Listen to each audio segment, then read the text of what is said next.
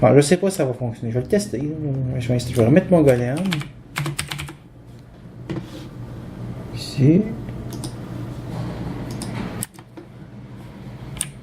Je vais le reconnecter à la fournaise.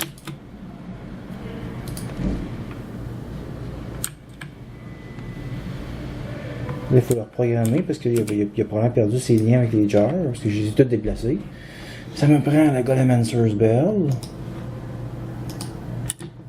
Je right-click sur le golem pour le prendre. Parce que c'est lui que j'ai programmé. Puis je clique sur la première jar, right-click.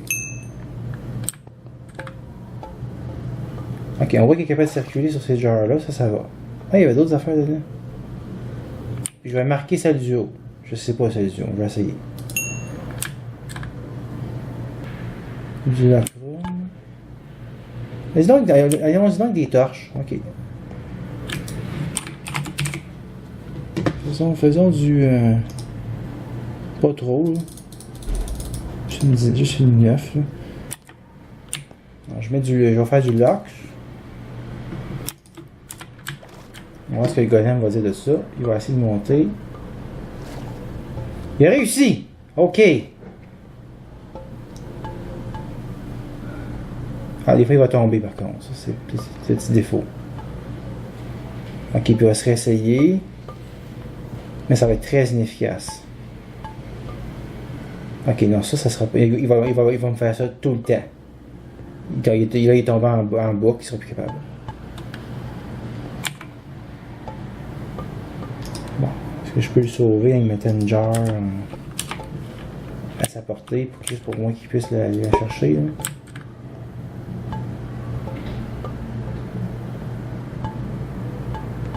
Même pas.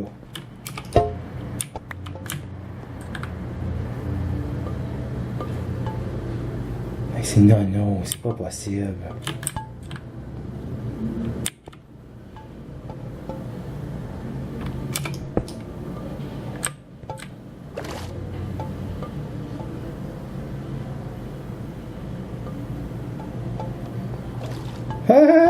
Ok.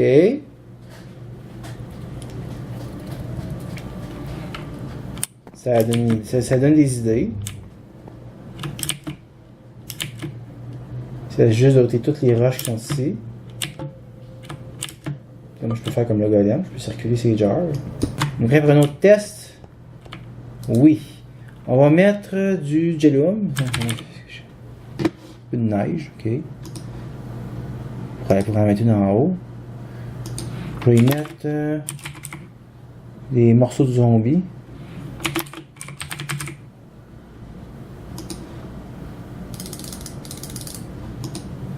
Puis peut-être un peu de redstone pour le potentiel. On va tester avec ça, voir comment il va réagir, mon petit golem.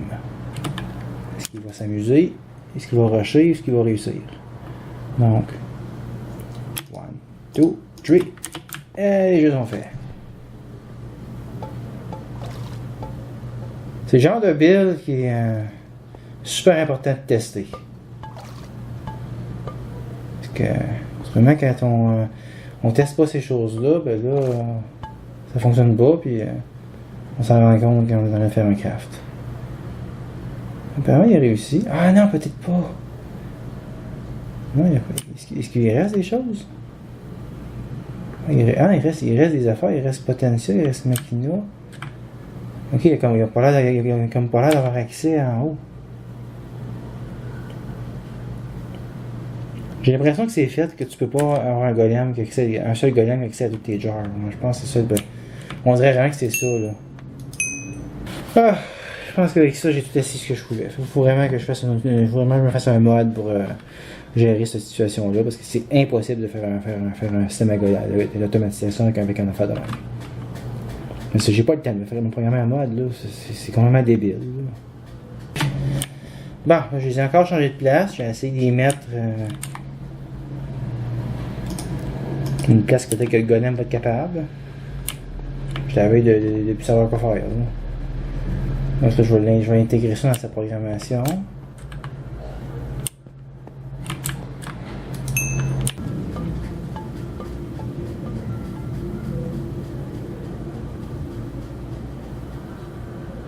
tu bloqué sur quelque chose? Je pense qu'encore que oui. Hein.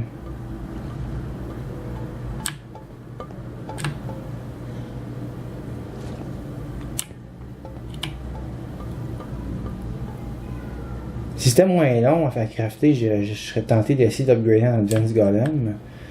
Là, c'est encore une infusion, ça va me prendre 45 minutes à tout rassembler les affaires, puis ça va créer de l'instabilité, ça se peut que ça donne rien. Ok, donc ok, le Gelum s'en est allé. C'est ça, il a rempli le corpus. Ok, donc c'est cette ligne de fiole-là, il est capable d'accéder. Nice. Cette ligne-là, en principe, serait capable aussi. Si je demande par exemple du tellum, mettons. On va essayer de tellum. Parce que ça fait moi des flèches. Je n'ai plein. Je te pogne un tellum. Peut-être pas le 64, là, c'est un peu intense, on met 64, là, mais 8. C'est qui fait le jar. Là. Mets ça là-dedans.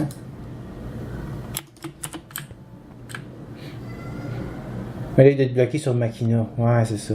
Lui, il est pas capable. Et là, lui, si je mets comme ça.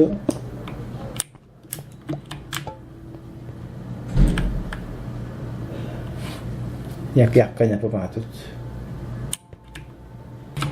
Il a fallu encore une fois que je l'enlève et je le remette. Là, il a l'air de fonctionner.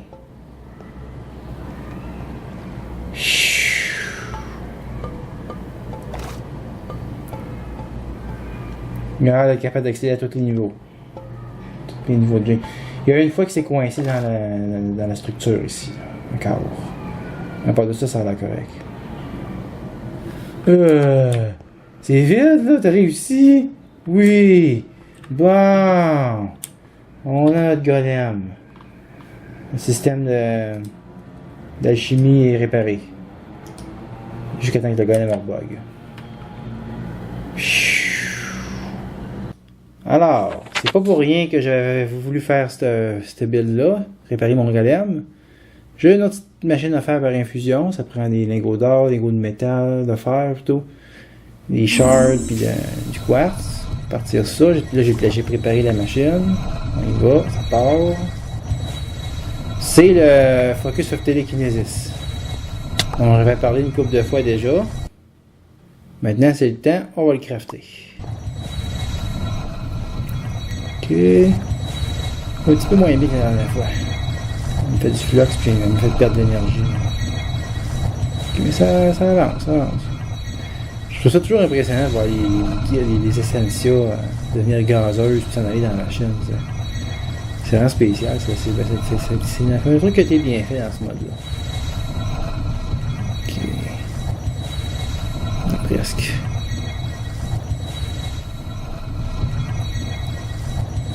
On ramasse les morceaux. Voilà. C'est prêt.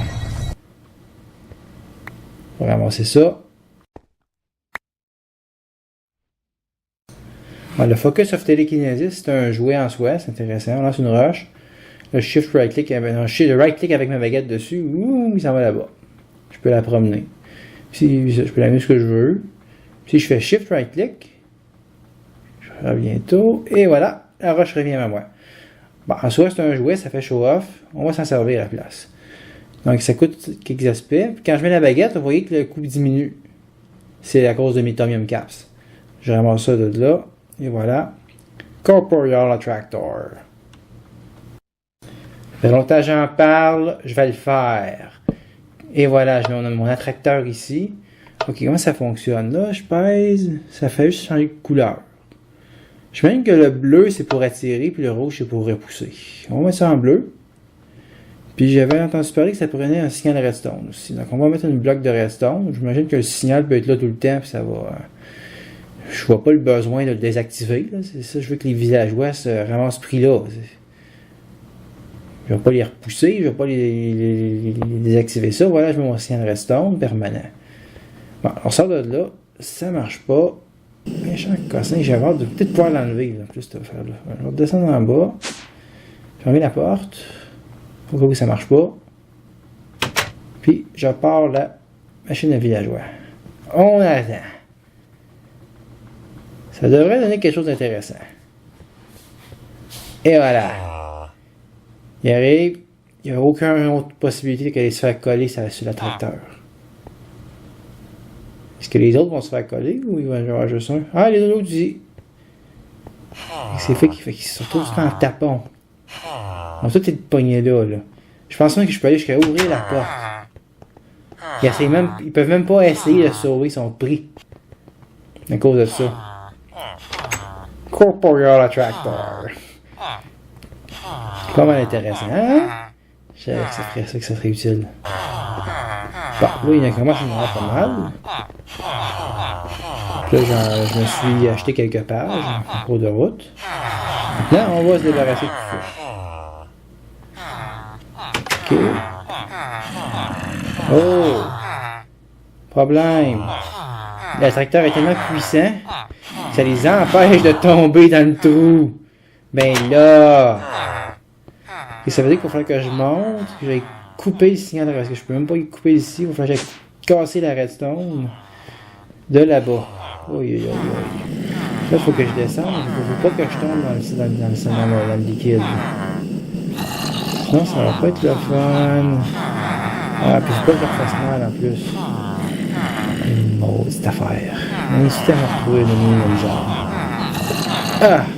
Ok, là il tombe tout, le tracteur a été bloqué. Il faut que je récupère mon bloc de redstone. J'ai cru que j'allais descendre trop pour tomber dedans. C'est pas de tomber, c'est pas de me faire du dommage à cause du liquide qui me dérange. C'est que ça va faire du sang. Puis je suis pas équipé pour dealer avec. J'ai pas les filtres pour le récupérer. Puis il va interagir avec mon émeraude des villageois puis mon fer. Ça ne marchera pas. Il faut que je fasse quelque chose pour ça. Donc il faudrait que j'ai un signal de redstone qui va partir d'ici. Donc je vais le coupler, je vais mettre la même couleur que mon levier du smeltery. Donc l'idée c'est que si la smeltery fonctionne, donc si la trappe est ouverte, il faut que l'attracteur soit désactivé. Puis inversement, si la trappe est fermée, il faut que l'attracteur soit activé. Là, il faut que je creuse ça pour aller passer mon tuyau jusqu'à là-bas. Là, je l'ai eu. Il a fallu que je mette une redstone dust ordinaire. Sinon, le signal ne passait pas. Alors là, on va tester. On ouvre la trappe.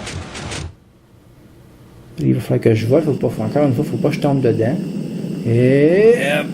là, ok, je l'ai. Il va falloir que je m'organise pour traiter le sang. Ok, voilà. Donc là, le signal de redstone est coupé. Donc l'attracteur ne fonctionnera pas. Donc les villageois vont avoir rien pour se retenir. Puis vont tomber dans le trou. Puis ici, je la réactive. Si je referme la trappe. Comme ça. On va aller voir. Le signal redstone est restauré. Donc l'attracteur est en fonction. Toujours tester nos builds. C'est super important. Je vais couvrir ça avec des façades. Il faut tester régulièrement chaque partie, surtout dans une affaire avec autant de pièces mobiles. Là, on va le tester pour d'abord. Ok, je vais fermer ça avant. Et voilà. Ok, maintenant test d'intégration, on vérifie que toute la machine fonctionne. On ouvre le levier pour la smeltery. Pour les villageois en fait. On attend. C'est long. Il va en arriver. Et voilà, ils se font encore coller dessus, fait que l'attracteur est en fonction. Je suis en train qu'elle arrive un peu plus. Ok, une petite gang là.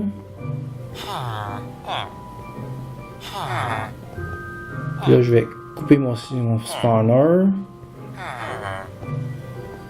Pas ouvrir la porte, on se met pas. Coupe. Ouvre la trappe. Donc, normalement, ça va couper mon attracteur. C'est exactement ce qui est arrivé. Oh, il y en a un qui est resté dans la porte. Ok. Donc, soit je remets les tapis. Les convoyeurs, ou soit que je ferais un système qui pourrait faire pulser l'attracteur.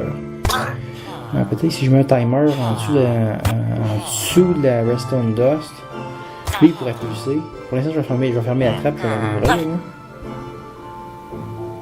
Ça devrait suffire à le faire tomber, ça. C'est vraiment bête. Oui, bon, on fait ça. Et voilà. Ok. Il Il faut mourir de sa belle mort. Et voilà. Bon voyage! Merci pour les émeraudes. Bon. On ferme ça. Ah, c'est presque fonctionnel. Bon, pour parfaire encore un peu mon build, je vais rajouter un timer qui va pulser. Donc, il va faire en sorte que l'attracteur va fonctionner un petit peu par intermittence. Même quand la redstone ne sera pas activée. Donc, ça devrait empêcher les villageois. Il faut que je le retourne directement avec le tournevis. Là. Ça devrait empêcher les villageois de rester coincés sur les murs. Et comment ça fonctionne? J'ai toujours du mal avec ces... Il faudrait peut-être que je me tape une couple de vidéos sur ce mode-là. Ok, faut que l'output soit vers l'attracteur, logiquement. Ouais, on va l'ajuster au tournevis. Ah, tu vois, il est correct. Faut que j'ajuste aussi la durée du timer.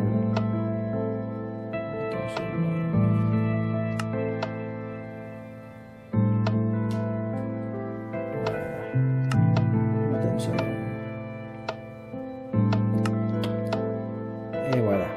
Ouais, ça va être gossant un peu en faisant tic-tic-tic de même. C'est grave. Ça fonctionne. On va le tester maintenant. La porte. On place notre tree. Et puis la jouer. Je vais voir si ça n'interfère pas avec le silence à restore qui va à l'attracteur. Je t'en peux tomber dedans. Ouais, ça a l'air correct. On voit au moins le signal redstone.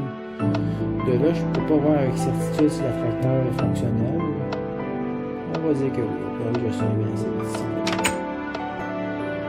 On échange ça. Voilà, les villageois sont encore... l'attracteur fonctionne. Les villageois se font coller sur le mur. C'est exactement ça que je veux. Oh, il tombe dedans. C'est bon, c'est exactement ça que je voulais. Ils n'ont pas l'air de rester pris. Je pense que ça va améliorer mon système. Je pense que j'aurais pas besoin d'avoir un petit paiement restant pour que ça augmenter la durée du pulse. Parce que je sais que le pulse du paiement, ça pourrait arriver que ça me morde. Il va falloir que je fasse quelque chose pour ça. Là. Ça va me prendre une plus grande connaissance de Project Red pour trouver. Je sais qu'il doit y avoir une composante que je peux utiliser si j'ai besoin de faire ça. Ah, il en reste encore un. Il n'est pas parfait. Il faudrait un détecteur d'entité pour ça, pour détecter ces restes des villages-là. Ça serait encore un peu plus. Je sais pas dans mon mode pack si j'en ai. Je vais écrire Railcraft énorme, mais il n'y a peut-être pas assez de range. Alors pour ma préparation au combat contre le Wither, j'ai besoin de me fabriquer une arène. Ce que je vais faire, je vais me fabriquer une baguette spéciale avec le Division Schedule. Fait que je prends un morceau de fer que je vais diviser par un diamant. Là, ça me fait un Lego instable. Fait que faut que je me dépêche à aller placer un bâton, fabriquer mon affaire avec. Voilà, Builder's Wand. J'en ai besoin. Je vais aussi fabriquer une épée qui va m'aider pour le combat contre le Wither. C'est un petit peu compliqué à fabriquer, mais il paraît qu'il n'est pas pire. Fluxtem Fuse, ça me prend des diamants qui sont transformés avec de la redstone. Ça prend des rods d'obsidienne, ça c'est de la poudre d'obsidienne puis de la blaze. Les lingots de métal, ça c'est de l'électrum blend modifié. Ok, ouais, faut que je modifie faut que je pulvérise de l'électrum. Puis après ça, pour faire du blend, Electrum Blend, il faut que je verse les redstone là-dessus. Puis que je mette ça dans l'Induction Smelter. Il y a du travail à faire. On va commencer par les diamants. Là. Donc, je mets les redstone là-dedans. Je mets mon diamant. Je pourrais l'automatiser. J'en ai beaucoup à faire, mais je pense pas que je vais faire bien d'épée comme ça. Là. Voilà. Je m'en mets une. Je commence à deux. On dirait qu'il faut que j'en mette deux. Ouais, il faut que j'en mette deux pour faire un seul diamant. Un peu comme avec les tuyaux redstone. Voilà, je le ramasse. C'est ça que je veux. Bon, maintenant, je vais pouvoir faire. Je vais me prendre quelque chose pour la charger, cette épée-là. C'est le Energetic Infuser, parce que ça prend un chargeur à RF que j'ai pas. J'ai un chargeur à U. Donc, ça prend tous ces morceaux-là. Ça prend des gears, ça prend des coils. Je mets tout ça ensemble. Ah oui, ça me prend une patente en haut. Ouais, la Leadstone Energy Cell. Ok, ça me prend un bloc de redstone à l'intérieur. Puis je ne me le met pas, il faut que j'aille le chercher. J'y mets manuellement. Voilà, j'ai ma Energy Cell. Là, je devrais être capable de crafter mon Energetic Infuser. Et voilà, il faut y penser, sinon l'épée ne marchera pas, elle marche au électrique. On la met là-dedans. Et voilà, elle va charger. Elle ne servira pas tout de suite, mais elle va servir. Donc, je l'ai. Bon, on va utiliser ça, cette baguette-là. Donc, je vais crafter une affaire en obsidienne. Je vais mettre... ça, c'est mon début d'arène. Sans qu'un obsidienne, ça serait pas si fou que ça, là. On va crafter ça. Donc, on va faire une structure de base. Ça, on n'a pas le choix, il n'y a pas de magie. Il faut faire la base comme ça, un bloc par bloc. On va continuer comme ça. Là, après ça, c'est le Builder's One qui embarque. Lui, il permet de comme extensionner une base de blocs. Il rajoute automatiquement une rangée de blocs au lieu de que j'y fasse un par un. Là, ça, c'est qu'on met ça avec le jetpack.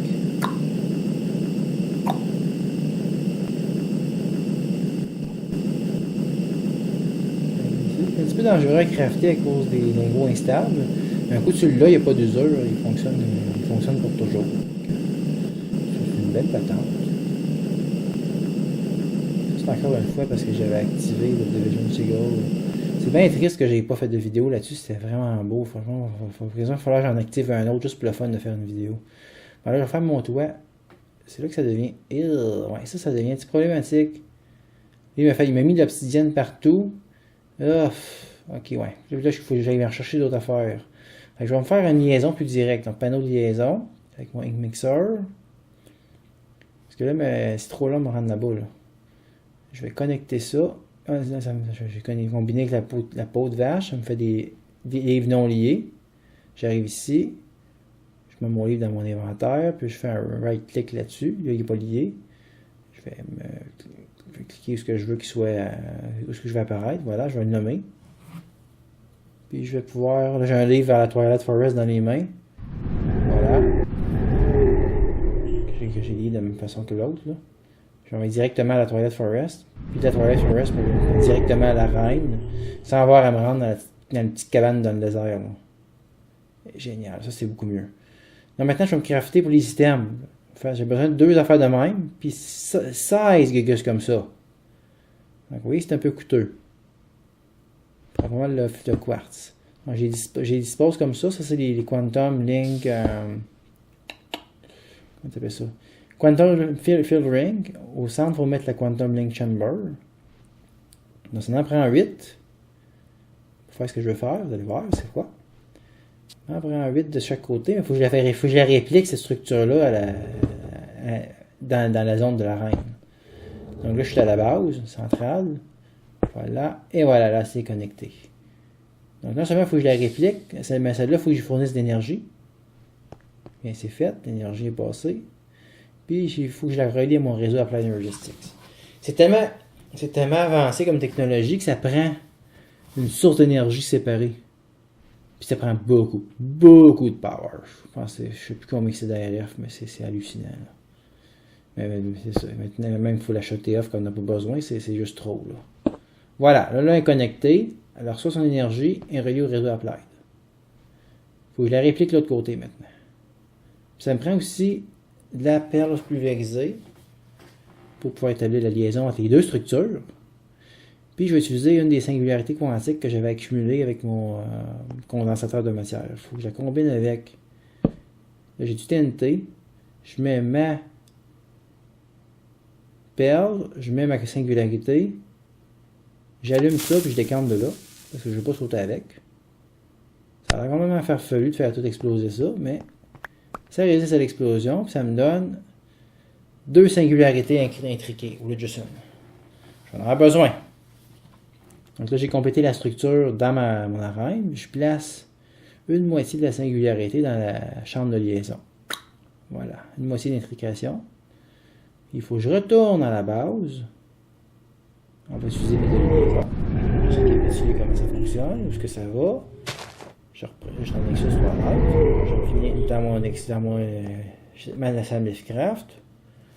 Puis là, ben, je vais aller Je laisse qu'à là-bas. Je pourrais sauter, mais c'est bon de voir un peu. Je trouve que c'est intéressant de voir l'esprit de la disposition du lieu.